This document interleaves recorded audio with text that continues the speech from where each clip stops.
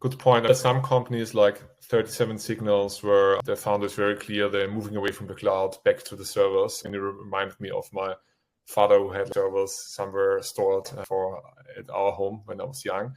I think there's this trend because obviously somewhere these calculations need to come from, and it's like physical space and the computers stand there. And I think it wasn't an issue before AI, before crypto. But now I think there's this thing where there are limited amount of chips that can be produced. There are also environmental concerns, which is different. But it becomes very clear that there are physical limitations to how much output there can be. And it's also a resource question and an energy question. For example, Sam Altman invested in a nuclear energy company, for example. But right now what we're seeing is inflation, particularly for cloud. And I think the underlying drive is energy and shortage of raw materials and things like that. And that's definitely impacting SaaS companies as well, particularly if they are heavily relying on compute intensive things. I think CRMs are maybe less affected and other categories more. I'm not the expert, but I feel depending on the category, the impact could be quite huge. I think we have quite a good example of moving off the cloud at SaaS Group. Daniel, could you maybe talk a little bit more about that, and if in any way that also impacted the price at the end?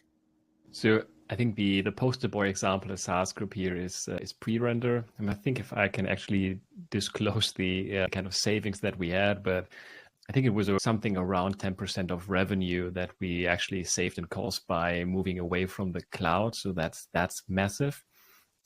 I would say that pure cutting costs in terms of changing the environment doesn't usually trickle down into the actual pricing equation or the pricing model.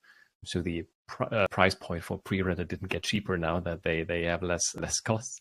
But what we are seeing, and that's a great point that Pi has raised here, is that historically speaking, first price models way back in the 50s were like cost-based. So you produce a product for $20, you can sell it for $22 to make a profit. Then came margin-based. How much margin do you want to make? Then we got competitor-based pricing.